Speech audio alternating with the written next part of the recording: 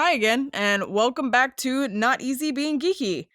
And last week we talked about my favorite grumps, which are the Game Grumps, Dan Avidan and Aaron Hansen, and I love them very, very much. And I hope you guys check them out. I hope you guys are enjoying them. And by the way, thanks to the few people who have already become patrons on our Patreon. We really appreciate your support. Don't forget to check that out. Really means a lot to us that you guys are enjoying the podcast. Um, this week's episode is about the Midnight Gospel. Yes, I'm super stoked about this episode. I enjoyed this show. I really did. And for those of you that don't know what the hell I'm talking about, the Midnight Gospel is an animated series. It's on Netflix. And it's actually made by the guy that made Adventure Time. And I'll get a little bit more into that. It's just anyway, backstory. So the Midnight Gospel is about Clancy, and he is what they call a spacecaster, or what would translate to us as a podcaster. So me, what I'm doing, this stuff. And so Clancy owns an illegal simulator that has multiple universes, and he travels to these multiple universes to interview people from those universes for his spacecast. I thoroughly enjoyed this very, very much, and I felt like there was a lot leading up to this series because people freaked out when Pendleton Ward had announced that he was making another series, because, by the way, that's the guy that made Adventure Time, because everybody loves Adventure Time. Man, I don't know one person that's seen that show that does not like it. It's so cool, and it was obviously made for kids. Like, that's what the main audience was. But if you really see that show, it's super deep. Anyway, we'll talk a little bit more about that. But people were super stoked about this because, like I said, it was made by the guy that made Adventure Time, and you're like, oh man, but it's for adults, so there's endless possibilities as to what they could do with this series. And so leading up to it, I was already excited. And then when I saw the visuals for it, I was like, oh, this is crazy looking. Space and universes, and it's trippy, but like in the best way. And it was beautiful, man. Like, honestly, like, very psychedelic, I would say, like 70s-esque kind of psychedelic feel, but modern age. It was very cool to see that kind of twist on it. And so I started doing some digging after, watching it, because I enjoyed it so much. I was like, I kind of want to get a little more information on this, and I want to do an episode on it. And so I started looking up. I was like, I had these ideas and I was talking it over with my husband, and I was like, there has to be like a real podcast like out there. And I just didn't know about it. Yeah, that was the case. Duncan Trussell, who's a comedian, he's the voice of Clancy, and it's his show. Him and Pendleton Ward collaborated on this and decided, let's make it an animated series. And so basically the backstory behind that is Pendleton Ward, the creator of Adventure Time, was actually like a fan of Duncan's podcast, and how they talked about like philosophy and like all these other like more serious in-depth topics. And so he's just like, hey man, he hits him up and he's like, hey man, I like your shit, and I like you. And he was like, all right, dope, man. Then, long story short, they come together, and Pendleton's like, hey man, you should make this an animated series. And he's like, bet. and it happens. And so, clearly Pendleton Ward, he must really love making series that on the surface look like one thing, but when you watch them, they're very deep and sad, because if you've ever seen Adventure Time, it's a post-apocalyptic world. you follow the story of Finn the human, who is the last human, and it's very sad but beautiful. I thoroughly enjoyed the series. Again, like I said, was made for kids.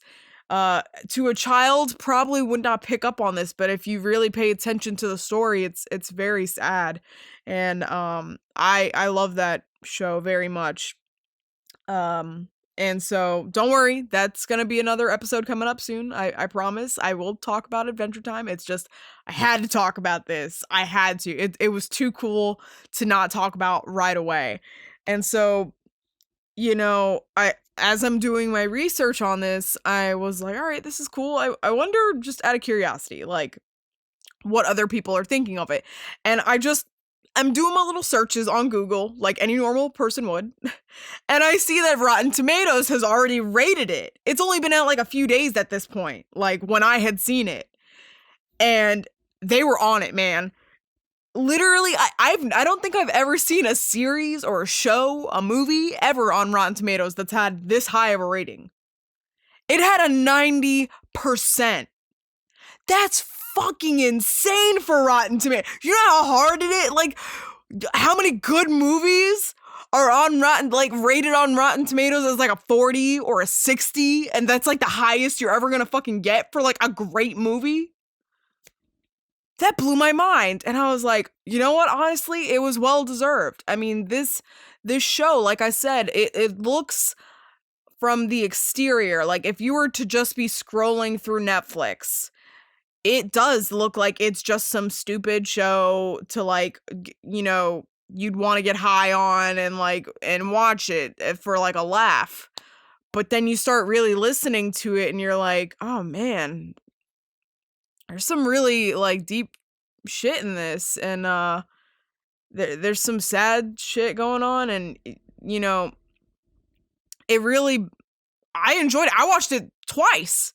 And I really do feel like it's a series that, yes, it's a podcast.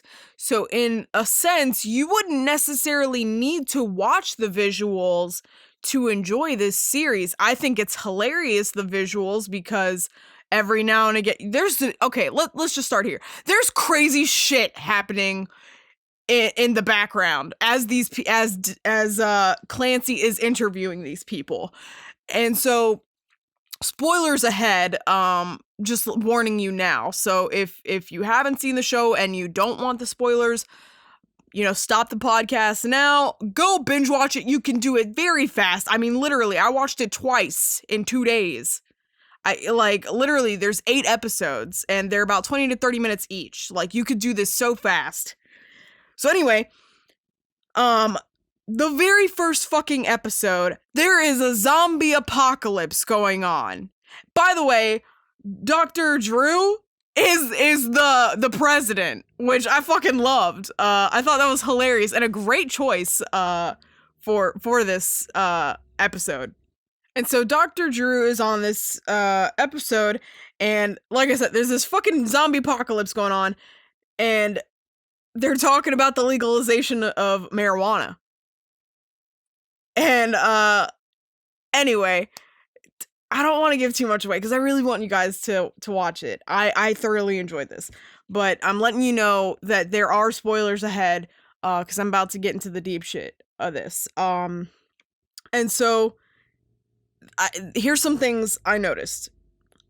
Getting into the deep shit, I noticed that, one, there's a lot of songs in this series, and if you listen to the words of these songs, they like match perfectly with what the episode was about. It good music too, by the way. Like, not, you notice how like some songs they'll just throw in a song in there and you're like, this makes no sense with the rest of what the hell's going on, and you're just like, okay, what was the purpose of that?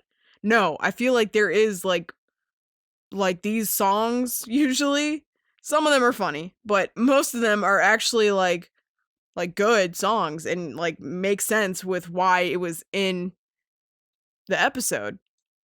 And so Clancy as a character, the development and progress of him was very well done. And so as you're watching this show, you start to notice things. So like Clancy at the very beginning of the show, his sister is trying to leave him a message.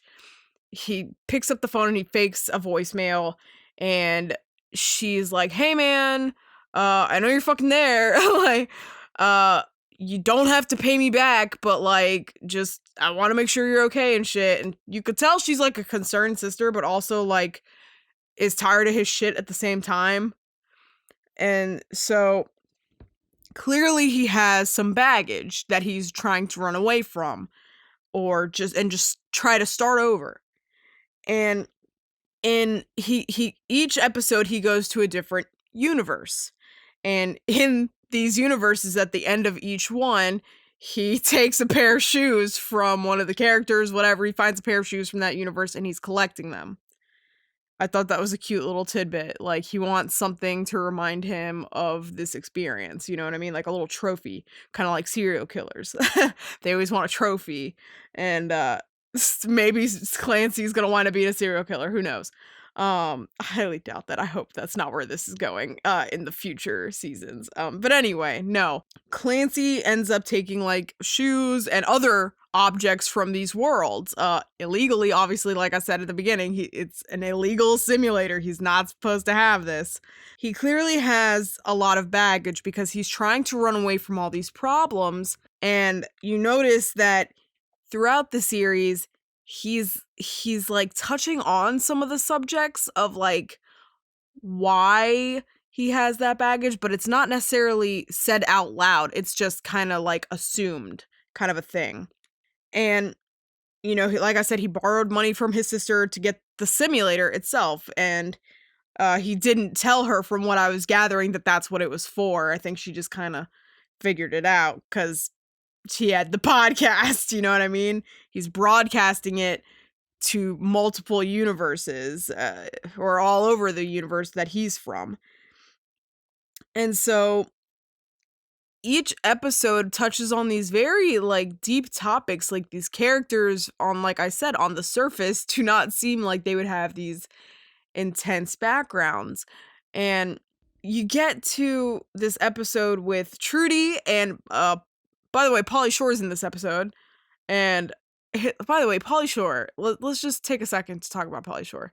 An iconic character in so many of my favorite childhood movies. But anyway, I won't get into too much about that, but when I instantly recognized his voice, and I had to stop watching this episode to make sure I was right.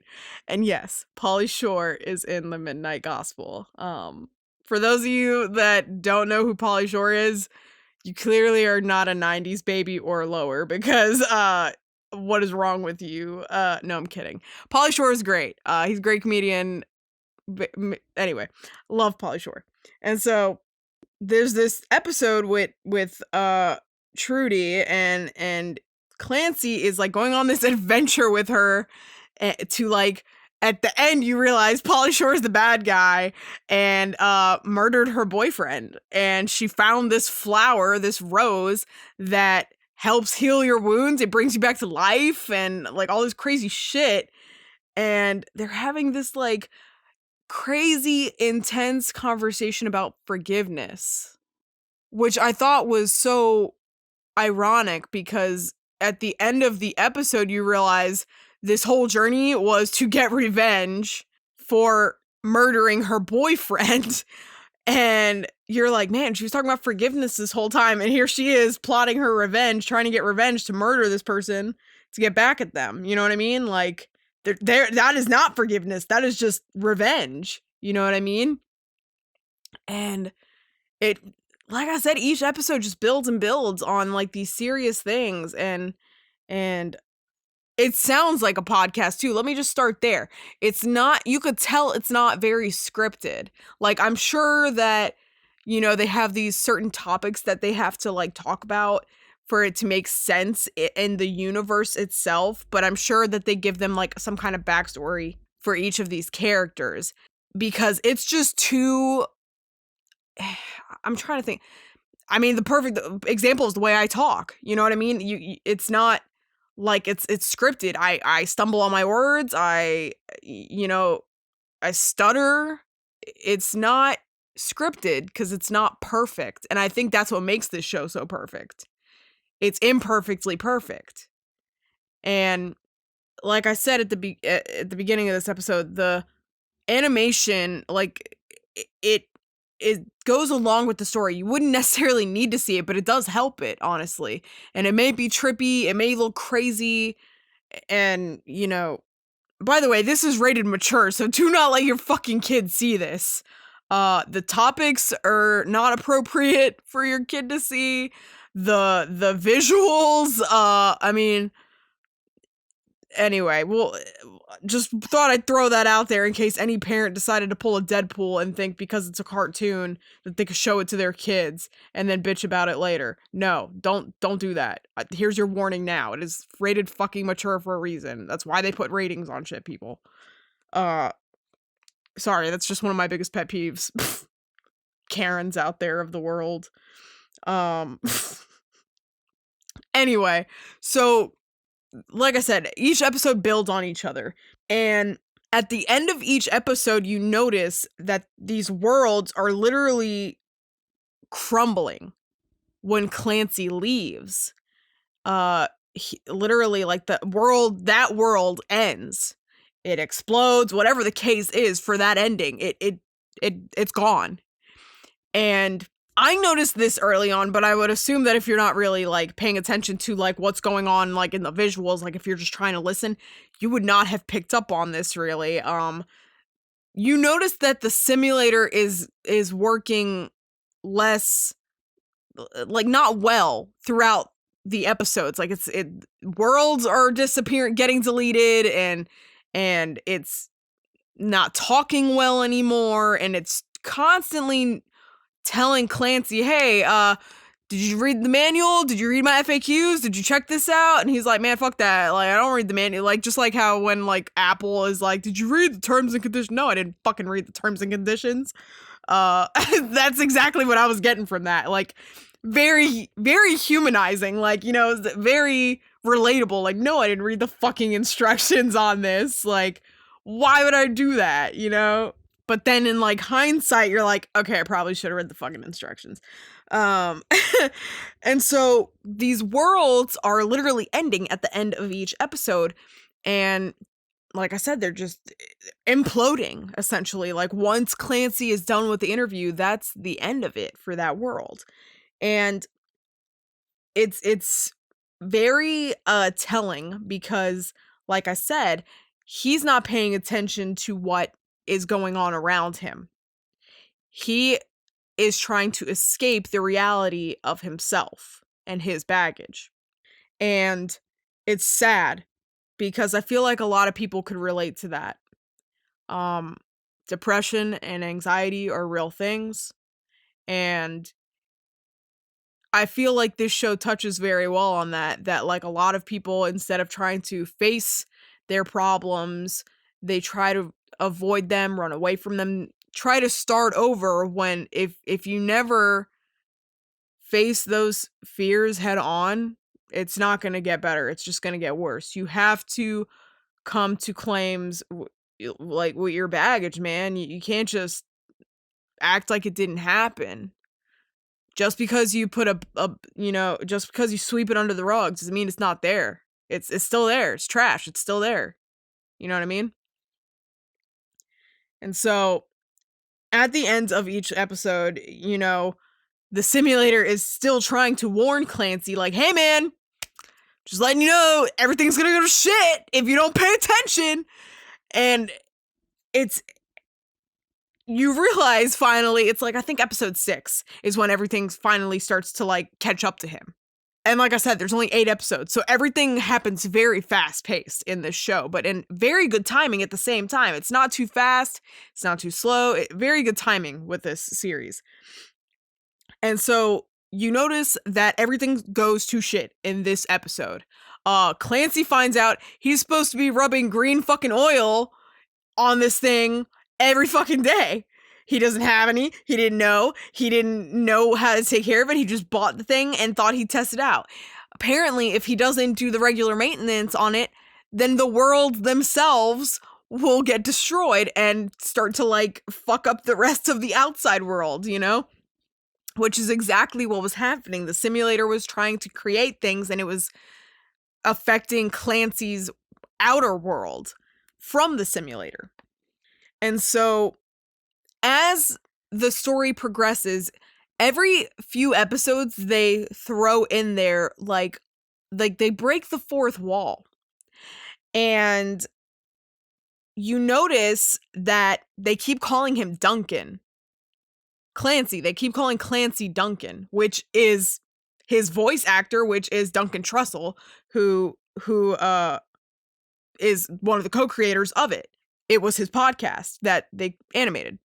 And so you notice these little things and you're like, man, why the hell, why do they keep doing that? And I think either it's this episode or the next episode. I'm pretty sure it's the one with death.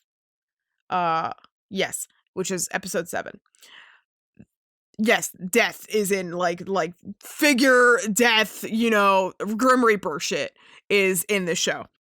And so Clancy, you know, they keep referencing him as Duncan. He corrects them every time. He's like, it's Clancy. And they're like, oh, okay, sorry. Don't know where that came from. Like trying to like brush it like, okay, pay no attention to that. And then you realize that, you know, maybe like this is more in depth into a world than we thought, you know, like maybe it's Duncan's story and not Clancy's.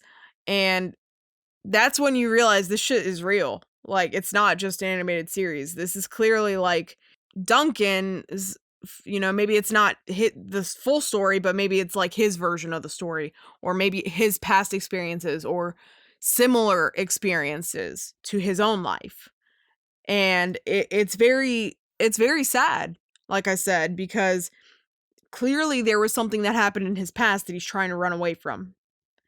And it's sad because, like I said, you know, you need to the older you get, the more you realize you can't do that, you know? And he clearly had a lot of issues with death and family issues because, like I was just saying, in episode 7 he meets death, and he talks about his father's death and how it really affected him, because when his father died or was dying, his father was starting to like not really know what was going on, and didn't really understand anything. So he would ask him sometimes like, oh, who are you, not realizing it's his son, and what's wrong with me. And he said, you know, straight up, I just had to be honest with him, like, hey man, you're dying.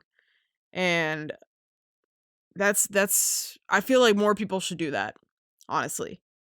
Just be honest with yeah, they may not take it well, but I feel like they'd be more appreciative of you just being honest with them than hiding the facts, man. I feel like people deal with death very horribly, and that was actually the whole topic of this episode. People don't deal with death well, and it's just something that happens in life. It's sad because it's just this normal thing, and with life comes death, and it's just this thing that's gonna happen. And people have to realize, like, yes, it's gonna be sad, it's gonna be hard to deal with, but it happens. There's nothing you can do to change it. There is, at least yet, I mean, scientists, sorry, and even still, what would happen, man? Think about the world. Like, I feel like that would just make things worse if people lived on freaking forever.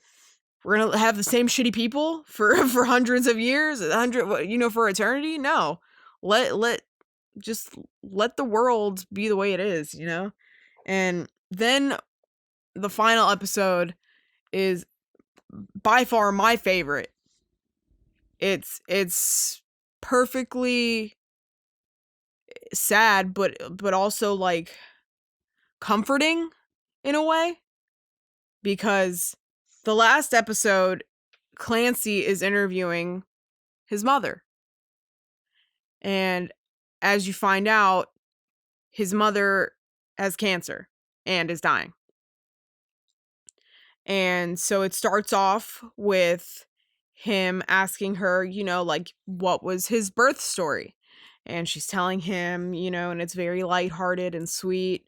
And they're laughing. And then it starts to get more into it. And he was like, finding out that you were dying was like such a pivotal point in my life.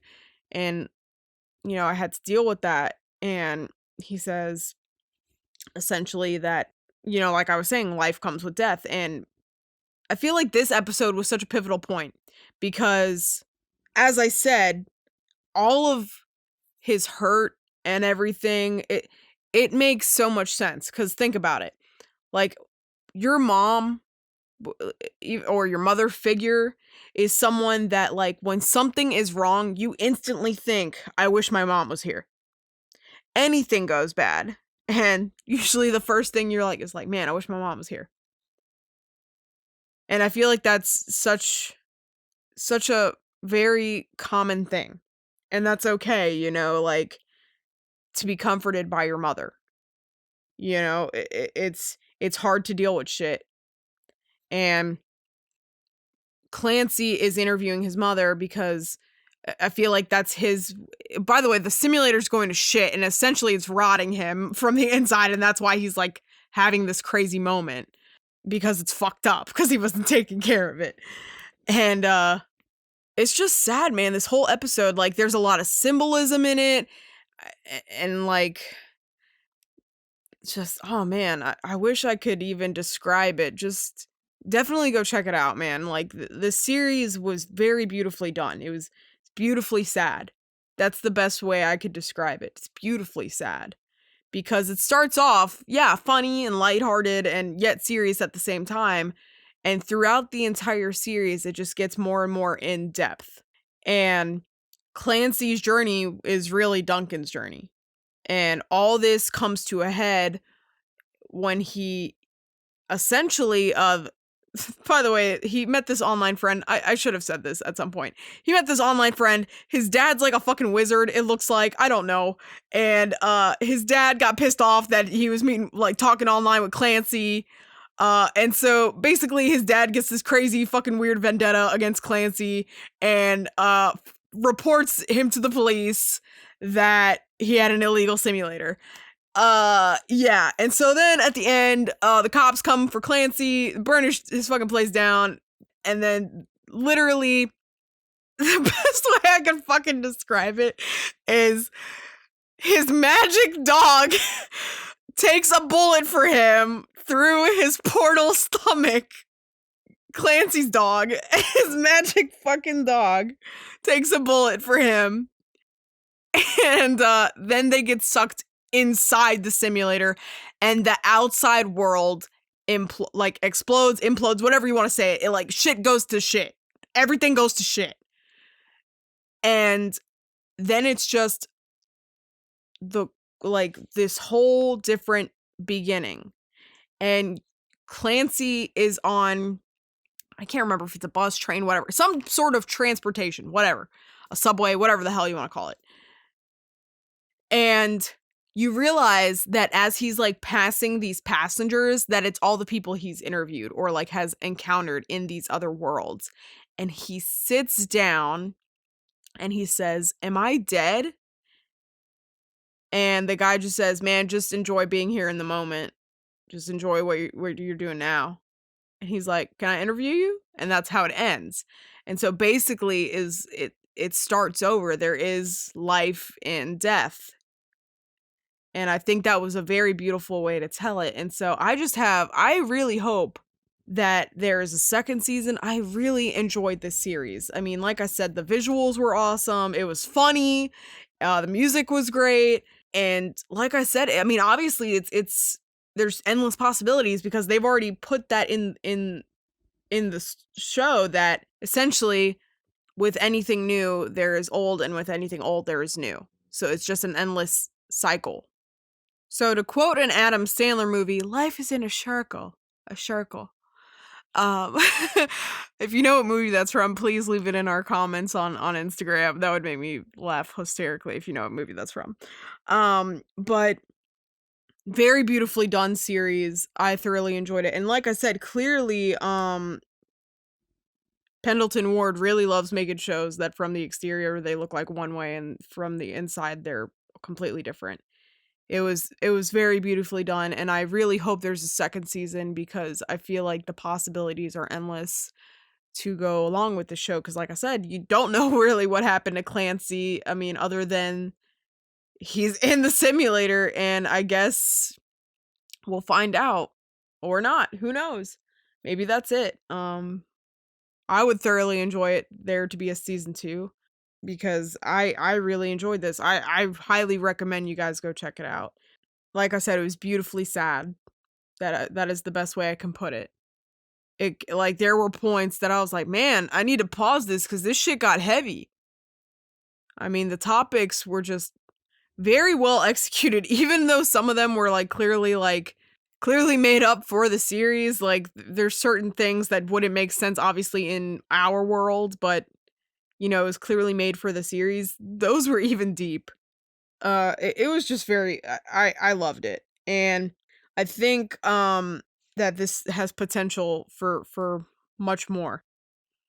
I really would love to know what you guys thought about it and what your feelings were when you were watching it because um like I said, I've never seen anyone get that high of a score on Rotten Tomatoes. That's crazy to me.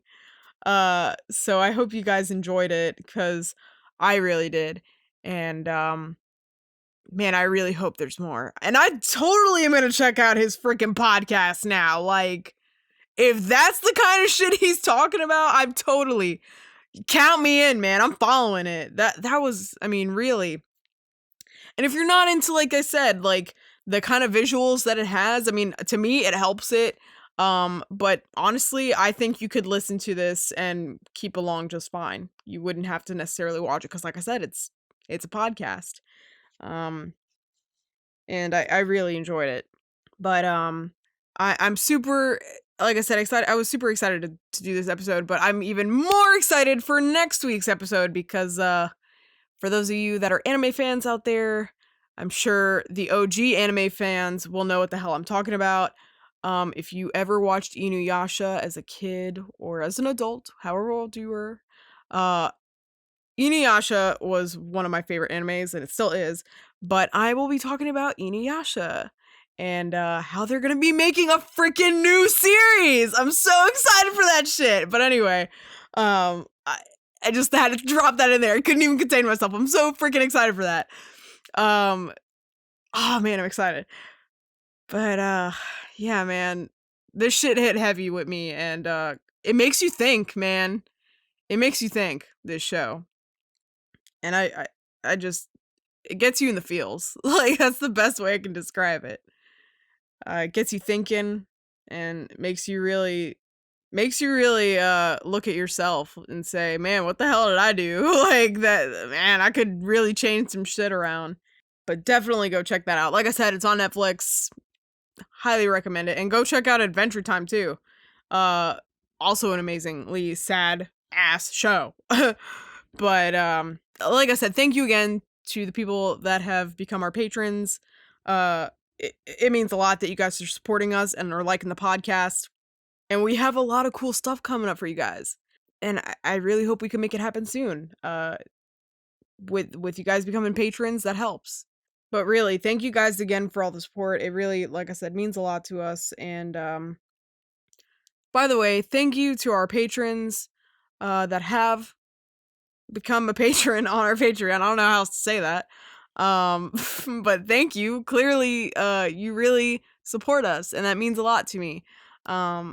It takes a lot of work, and it's hard work, and it means a lot that you guys are liking the podcast.